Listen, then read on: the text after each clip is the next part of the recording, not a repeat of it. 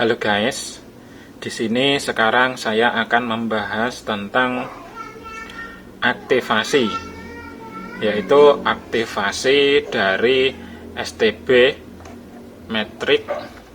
Ini STB Matrix Apple HD DVB T2 yang warna merah atau kardusnya warna merah.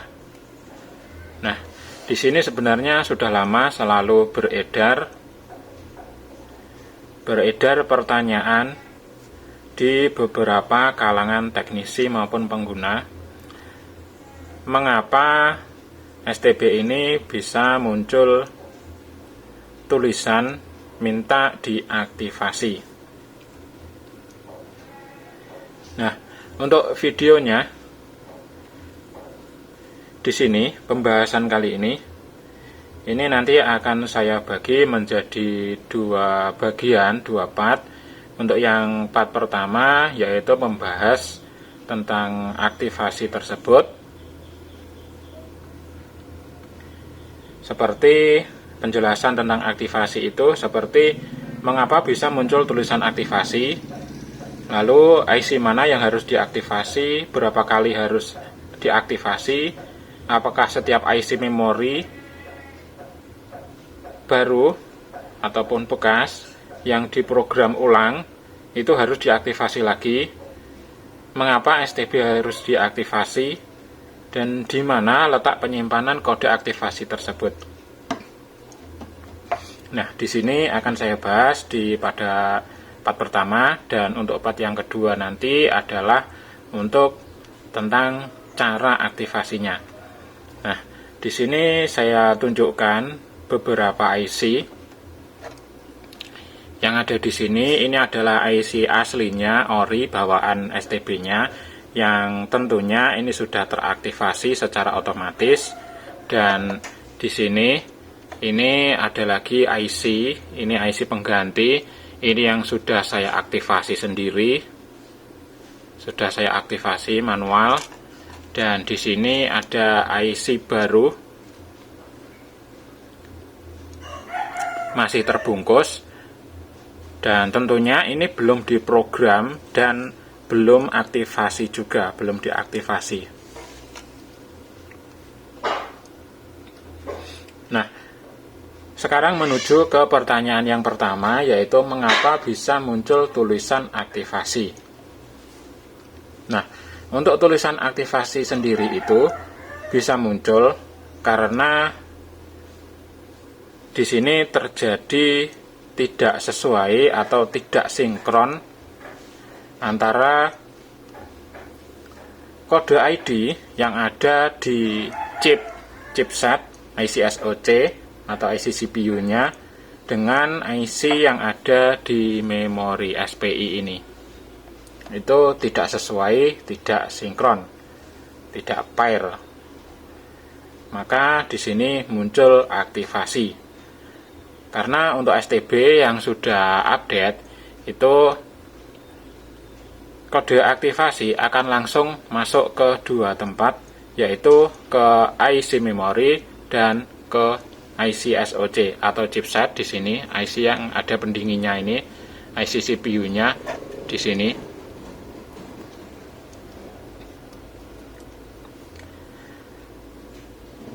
Lalu IC mana yang harus diaktifasi?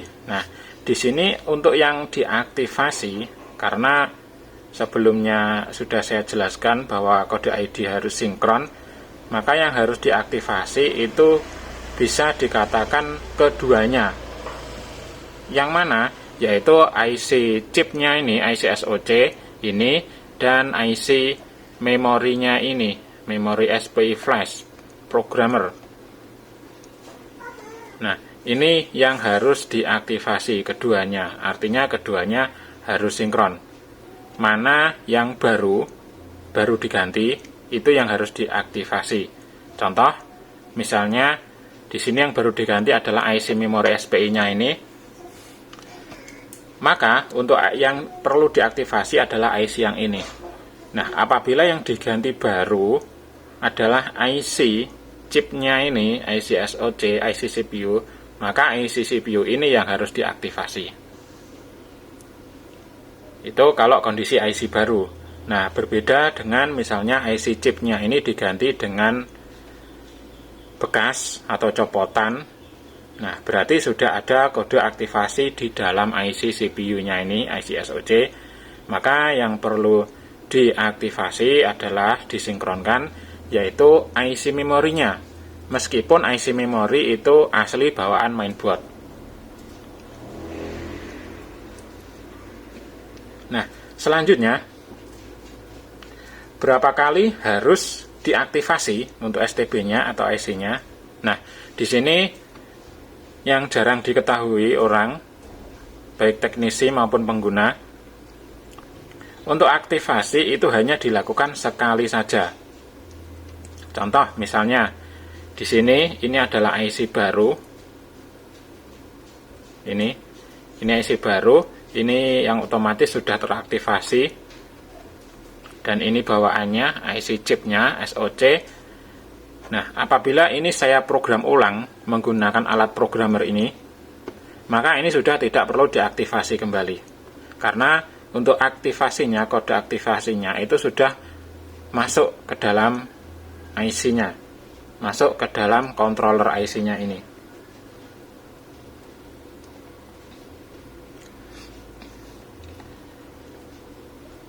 Nah, lalu selanjutnya, apakah setiap IC memori yang diprogram ulang itu harus diaktifasi lagi? Nah, ini sudah terjawab. Untuk IC memori seperti ini yang diprogram ulang kembali, berapa kali diprogram pun, itu hanya perlu diaktifasi sekali saja di awal. Bila sudah teraktivasi, selanjutnya ini diprogram firmware yang versi berapapun, ini sudah tidak akan minta aktivasi lagi, karena aktivasinya sudah masuk. Karena kalau ini diprogram ulang, maka itu tidak mengganggu dari kode aktivasinya, itu sudah beda wilayah atau beda tempat. Selanjutnya, mengapa STB itu harus diaktifasi? Nah, ini mengapa untuk STB-nya ini harus diaktifasi, yaitu karena untuk kode aktivasi sendiri itu berasal dari vendor, yang mana vendor sendiri menginginkan agar produknya itu tidak diservis, tidak bisa diservis, tidak bisa diperbaiki, sehingga konsumen akan membeli baru, yang mana vendor memiliki keuntungan kalau konsumen membeli baru. Dan bagi pengguna, konsumen, mengapa harus diaktifasi? Karena kalau tidak diaktifasi, di sini fiturnya terbatas. Ataupun terkadang bisa juga STB tidak bisa digunakan. Hanya muncul tampilan awal-awal saja, logo. Setelah logo awal, hanya standby awal. Terkadang tidak sampai masuk menu, hanya dialog pembuka saja. Biasanya seperti itu. Itu tergantung settingan dari vendornya. Intinya STB tidak bisa digunakan secara maksimal atau fiturnya terbatas, dan lebih parahnya lagi STB tidak bisa digunakan sama sekali atau bisa dibilang terlock atau terkunci. Nah, lalu pertanyaan selanjutnya, di manakah letak penyimpanan kode aktivasi tersebut? Nah, di sini perlu diketahui, bahkan di sini teknisi pun masih jarang sekali yang mengetahui. Baik teknisi yang sudah berpengalaman berpuluh-puluh tahun pun ini masih jarang mengetahui. Untuk IC memori seperti ini, contohnya seperti ini sebenarnya sudah ada controller di dalamnya. Nah, yang biasa diprogram ulang menggunakan alat programmer itu bukan firmware controllernya, itu adalah firmware ROM internalnya ini, firmware ROM, bagian ROM, area user area. Hanya user areanya saja. Namun untuk firmware controllernya ini tidak bisa diprogram dengan alat seperti ini.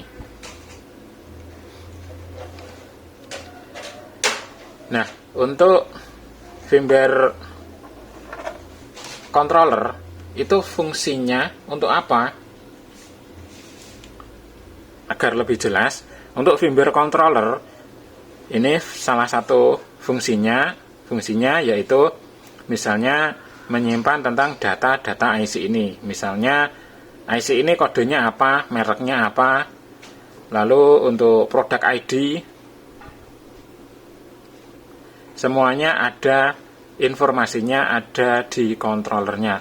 Misalnya untuk pendeteksian IC secara otomatis, misalnya ini IC 25Q64, dipasang di alat programmer, dideteksi secara otomatis di komputer, muncul merek, contoh merek Winbond dengan kodenya 25Q64 FVSIG.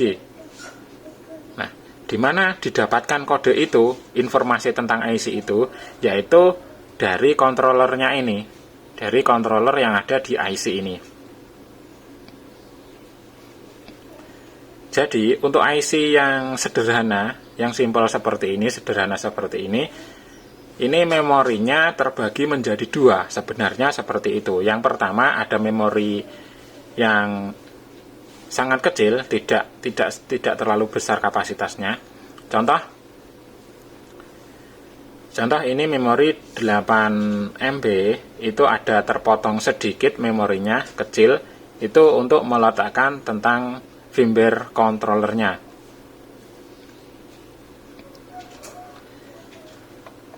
Untuk kode ID yang digunakan untuk aktivasi, itu kode ID-nya masuk ke dalam firmware controllernya di sini. Jadi untuk firmware controllernya tidak bisa di flash seperti pada umumnya. Ada alat khusus. Nah, begitu juga di IC CPU-nya ini SoC. Di sini juga ada memorinya. Kalau di sini namanya memori EEPROM. Tempat meletakkan kode ID-nya itu berada di memori EEPROM. Untuk memori EEPROM itu sendiri juga sama fungsinya seperti controller yang ada di IC memori ini, yaitu menyimpan tentang data-data produknya ini. Juga menyimpan tentang cara kerjanya, sistem kerjanya. Makanya sebenarnya untuk IC chipset, CPU, SoC, itu sebenarnya di dalamnya itu ada memori, ada firmware-nya. Yang mana itu bertugas sebagai otaknya juga, CPU ini juga disebut sebagai otaknya sistem dari mainboard ini, yang mana otak ini sendiri memiliki otak lagi, memiliki inti lagi, yang digunakan untuk mengontrol sistem kerja dan mengatur fungsi-fungsi dari IC-nya ini, kaki-kaki IC-nya. Nah, jadi kesimpulannya di IC SoC ini ada memori EEPROM-nya di dalamnya.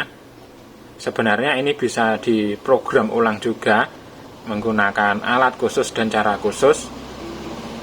Dan di sini juga sama. Untuk IC memorinya ini ada controllernya, juga ada memori ROM atau memori internalnya. Untuk memori ROM itu adalah memori yang biasa digunakan untuk menyimpan data-data firmware yang umumnya dan bisa diprogram ulang menggunakan alat seperti ini.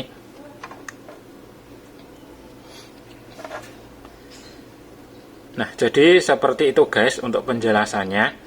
Jadi untuk kode aktivasi itu berada di dua tempat, yaitu di IC memori SPI flash dan di memori EEPROM IC SoC. Ada dua tempat, saya ulangi lagi, ada dua tempat, yaitu ada di memori EEPROM SoC, IC SoC, dan ada di memori controllernya IC SPI.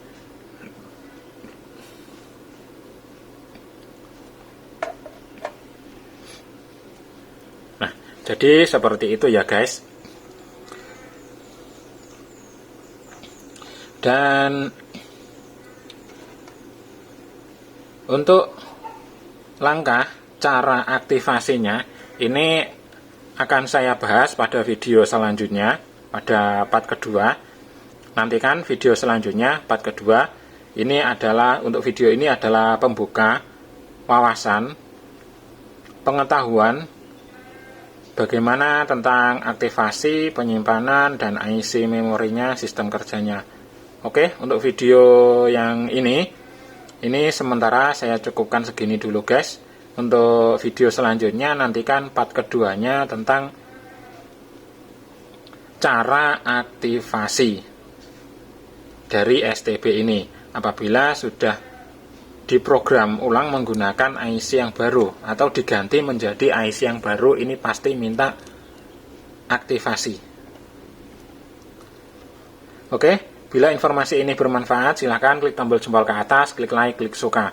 Untuk yang belum subscribe silahkan di subscribe channel YouTube Pikom Ludaya Blitar dan aktifkan lonceng notifikasinya. Oke, sekian. Terima kasih. Thank you.